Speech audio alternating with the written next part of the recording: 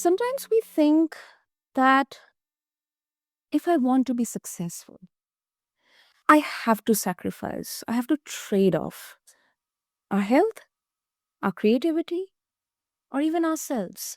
It's kind of a deal that we have to make. Now, I do understand sometimes, we do that. That's why it kind of has been normalized.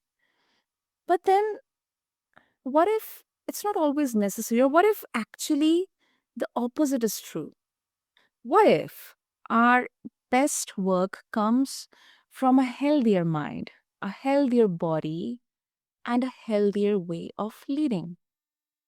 Yeah, I mean, that question can sometimes sound unimaginable, but today we are exactly going to explore right at its core. But before I introduce my guest to all of you, welcome back everyone to Healthy Mind, Healthy Life. I am Sana, and this is the podcast where we explore conversations that help us live and work with greater awareness.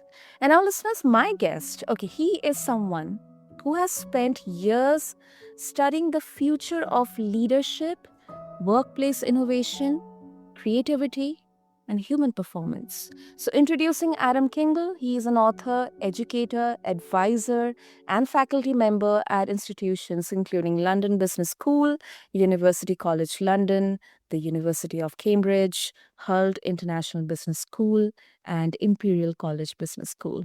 He's also the author of Next Generation Leadership, Sparking Success, and his latest book, Executive Eats, explores the science of nutrition, wellness, and performance for a better working life. So, Adam, welcome to Healthy Mind, Healthy Life. It's a joy having you here. Well, thank you so much for having me. Okay. Adam, if you can give us the context, because generally, in fact, you know what I have also, and I mean, my entire generation has been taught, they have learned that if you want to be successful, you have to sacrifice, either you have to sacrifice your sleep or you cannot be very focused on your health, always focused on your health. You have to, like, trade off. And that's how even our role models, we have seen talking about, that I sacrificed my sleep. I had to work continuously for 48, 72 hours or this entire month. And then only I could afford a 15-day or a month of vacation. But then you have to sacrifice it. So what made you think about it? Because, looking at your experience, your body of work, um, what exactly made you think about it? Well, I've been working in executive education, so with practitioners and senior managers, et cetera, for 20, 25 years. And I would say, let's say 15 years ago, when I would ask these managers and executives, what gets in the way of your performance professionally? They would usually give me an answer that was intellectual. It was related to content. It was something like, I need to be a better strategic thinker. I need to be a better critical thinker. I finally need to wrap my head around finance, and then I will be a high performing executive or what have you. But it was always related to more information in their skull. Lately, and when I say lately, I mean probably 5 years ago, for the last 5 years or so, when I've asked the same question, and I ask this question all the time, no matter what kind of executive education audience I'm working with, like, what gets in the way of your performance? The answer has usually been physical. So they've either said something like, I just don't have enough energy to be effective. After 2, 3 p.m., I just feel useless for the rest of the day. Or I can't concentrate or focus. I have about 2 good hours in the day. And then after that, I'll read a report and then realize I have no retention of what I just read. It just sort of went in my eyeballs and then leaked out again. Or mood, people I'm overcome by anxiety sometimes. I have no idea why. It just, even kind of unprovoked, it just comes upon me. Or I just find myself snapping, at people. And there's no reason. It's not their fault. They didn't say anything or do anything, but I just can't level my emotional stability, things like that. Now, of course, we know that there are a lot of things that affect these areas. Hydration, sleep, Yeah. the quality of your work life, the quality of your home life, exercise. But clearly, nutrition is another one of those aspects.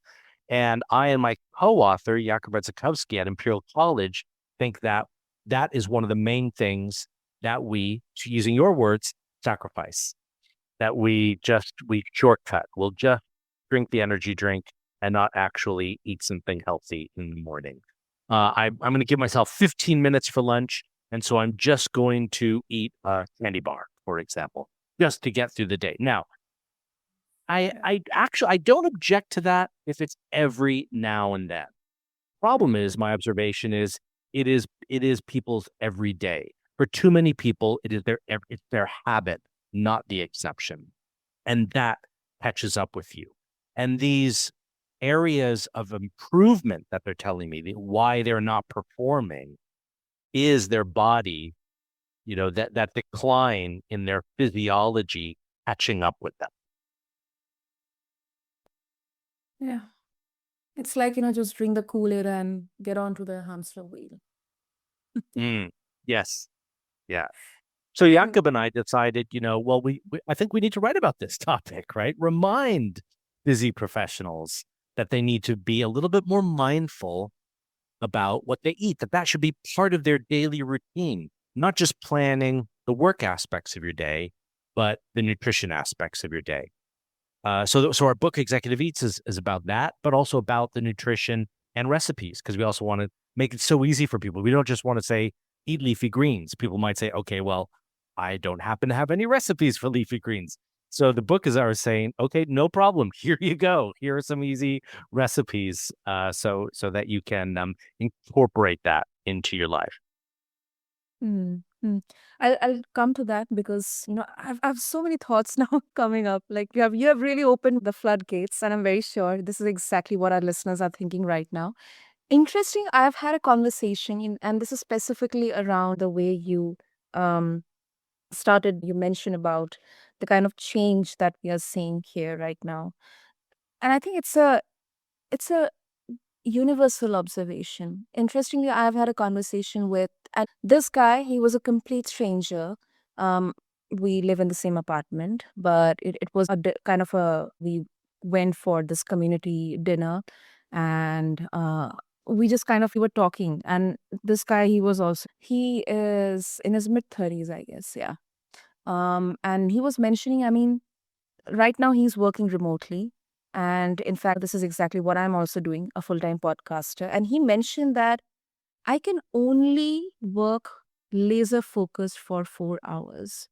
Beyond that, it's impossible for me to retain anything.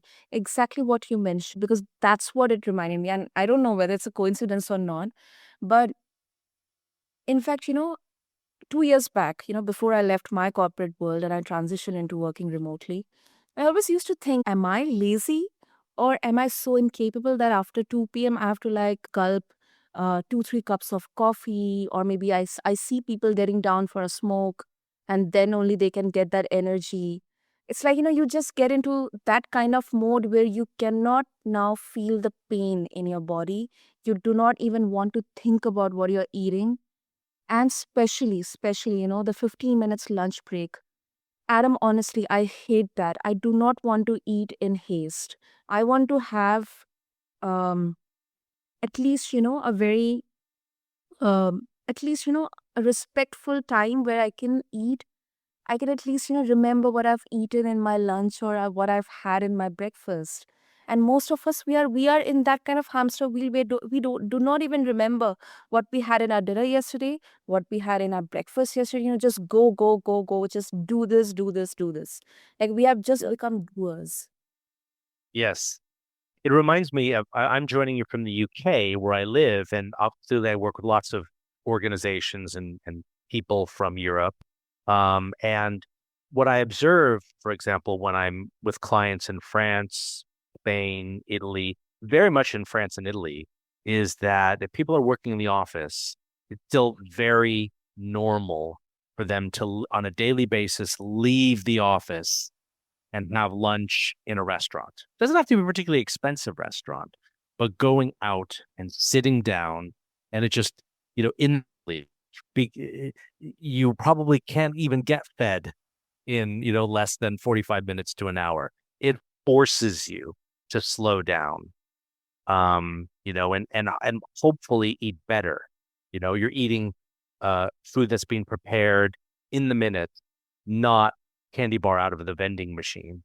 And I think, that's a helpful habit that, to your point, I think we need to be mindful of that eating and indeed cooking are acts of mindfulness, like so many other activities. And interesting that many people are now catching on to the concept of mindfulness, and they are selecting and practicing activities. And they're saying, in this manner, I'm practicing mindfulness, which is great. But why are they doing that and still ignoring the daily physical activity that they have to do no matter what? Eating, hopefully cooking, so that you really know every now and then what you're ingesting, and make that an act of mindfulness as well. You have to do it. We all have to do it. So why, rather than carve out yet more time for other mindful activities, and I'm not against that, but let's at least include cooking and eating, because we have to do those things anyway. We have to. We have to. And, I know that, because we have listeners across multiple countries. And I come from India, especially right now I'm in a city where the entire population they have migrated from their homes, from their home cities, and they're here for the jobs. Their entire lifestyle is revolving around the job or the work, or maybe they are CEOs or they are founders. And there was an article where it was not an article, it was actually an Instagram video by, um, this guy. So he's at a managerial position in a big company, a multinational company, MNC, and he was mentioning that it's difficult because either you have two options here. That either you have to um, get some kind of uh, outside meal you have to purchase, the 10 minutes, the 30 minutes delivery, or you have to hire a cook. You have to be very cautious, when you are purchasing vegetables or dairy. I mean, these are like very, city specific issues, Adam, which I'm pointing out. So when you are stuck in traffic for 2 hours, Bangalore is infamous for traffic. Then you reach office, you get late, and you get an earful from your manager, probably, or you somehow manage that situation. Then you have the deadlines. You are a high performer, so you cannot compromise on beginning, because your entire job or your entire investment or your entire business is on you. It's just hanging on thread, and then you do not have even time to plan your meals. And then when you come back home, you doom scroll Instagram and you see all these creators, giving videos of, okay, make a maybe a base out of chickpeas, or how to make hummus, or how to be mindful of your portions. I mean, how do we translate all these? Sometimes it can really go to the level of aesthetic, Adam, that, you design your meal very aesthetic, it will look very pretty. But then when you put this prettiness or aesthetic into the context of the daily hustle that somehow we have to live through to sustain, just to survive, how do we translate this? How do we connect the mental health and the physical health together in this Mm. context? Well, first of all, I would come back to the point of one thing I think we shouldn't be sacrificing is regularly, and it maybe not be daily, but regularly preparing a meal. Not for hours. It might just be at 20 minutes, 30 minutes. There's some recent research at the University College London in the Department of Psychobiology, which indicates that if people cook themselves with some regularity, it can improve their blood pressure, their motor skills, their memory, so body and mind, reduce bouts of anxiety and depression, in the same way that, as I said, many other mindful tasks are intended to do. Even better, if we can cook sometimes with others, that creates community of practice. Just the act being social, doing something with someone else. We know in the so-called blue zones in the planet, those parts of the world where people seem to live a remarkably long amount of Mm. time, Japan, South Korea, the Southern Mediterranean. Yes, their diet is a big part of that, but another is their lifestyle. And one aspect of their lifestyle that psychobiologists have identified is that they all are much more frequently are involved in communal activities, no matter what that looks like, doing things with others. That is not work. Mm. Um, so if for no other reason, like if I could make a case that simply to cook every now and then will give you a healthier, potentially longer life, I hope that will catch listeners' attention that this is not simply, well, it's a lifestyle choice. And it's just is one aesthetic versus another aesthetic, and I'm choosing not to. No, actually, there are benefits beyond choosing between like a red shirt and a green shirt here. That come down to much more fundamental advantages to ourselves and to our lives. I guess that's my first point. The second point is I know to your argument of how busy people are. So I'm a big advocate of stacking meals. What I mean by stacking meals is preparing something in a larger batch that you can either eat that 2 or 3 times throughout the week, and particularly making something that you can easily create variations thereof. So if we have time, let me give you an example of that. There's a recipe in the book, Executive Eats, which I've written, which is a mango cucumber salad. It's very simple. It's mango, cucumber, mint, fresh ginger, olive oil, lime juice, salt, and pepper. That's it.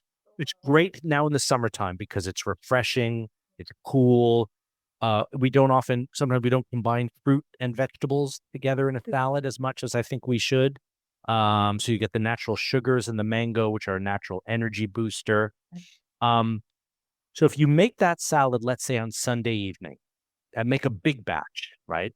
And then put a Mm. little bit in a Tupperware container, one serving size, take it to work on Monday. It will keep in your car, even if you're commuting for 2 hours. It's not going to spoil, right? There's nothing perishable in there.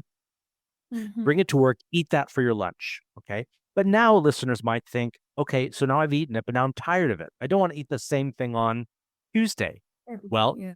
so when you get home on Monday, take another portion of the salad, put it in a Tupperware container, but now add just a few, and this will take you seconds. Just add a diced tomato, a diced avocado, and maybe some chopped coriander, and maybe some chili. It completely changes it. Bring that to work on Tuesday. And now listeners are saying, yeah, but now I'm tired of that. Okay, fine. On Tuesday night, put the rest of that salad in the Tupperware container and add some diced tofu, some crushed, toasted, roasted peanuts, maybe some thinly sliced kaffir lime leaves, maybe some lemongrass, splash of fish sauce, and you're in Southeast Asia. Completely different dish. And it really didn't take you long at all. And I not didn't take a long time on Sunday night. Certainly didn't take you a long time on Monday or Tuesday night. And you've just eaten 3 healthy meals. Not just healthy, meaning it's natural ingredients, you know exactly what you're putting in your mouth. It's all fresh produce. That's all great. But also what that salad does is it helps our focus and attention and concentration because of the magnesium in the mango. It helps with our mood, helps stave off anxiety because of the folic acid in the cucumber, helps with our sustained energy because of the fiber in the magnesium and the healthy fat, the HDL in the olive oil. So it's also improving all these different states that I listed at the beginning of our conversation, in addition to simply knowing it's a healthy, filling meal. I'm so hungry right now.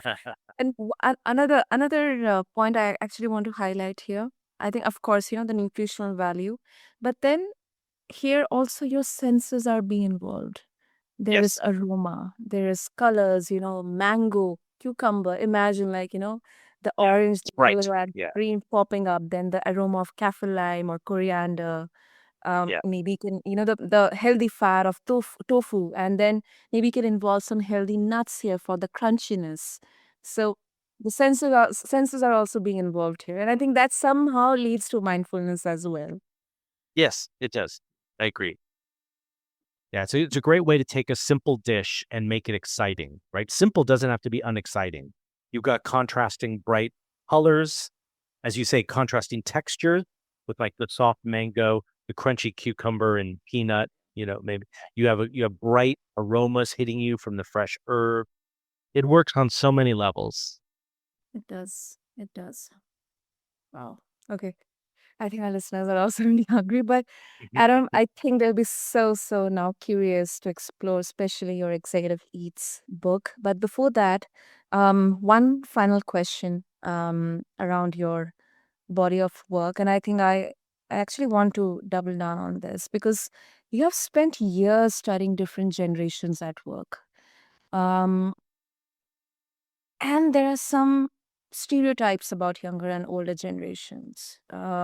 Mhm. Because right now I'm finding a kind of gap, there's a discourse. Um, and it's kind of natural as well, but then I also believe that um, there's a room, and this is not only with respect to the older generation or with respect to the younger generation, but on both the sides. So beneath all these labels, what human needs remain the same. One thing that you pointed out is the community, and I think Yeah. that is something before the advent of social media or internet. We did have the sense of importance of the physical connection of in humans. But in today's era, I think now people are longing more for that physical human connection. But apart from that, what human needs, they're still the same. I think another is more balance in our lives. We sometimes call it, and this is a bit of a reductive phrase, work-life balance, but Yeah. effectively not working ourselves to death, right? Now you were talking about maybe older generations saying, "Oh, do you know how hard I worked when I was young, to get to where I am, and now finally I can work maybe a 40-hour week, or and now I can just, finally."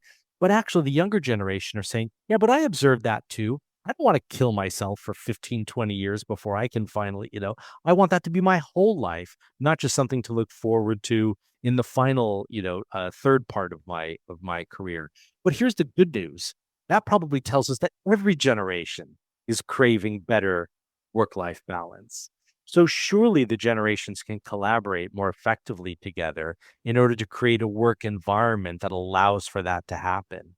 Most of the time, it doesn't happen because we don't allow the conversation and we don't think through how we can create rhythms and cultures in our organization that help us to fulfill that goal. And I think at its heart, every generation, simply wants to feel respected, heard, Hmm. and also able to contribute in meaningful ways. Yes.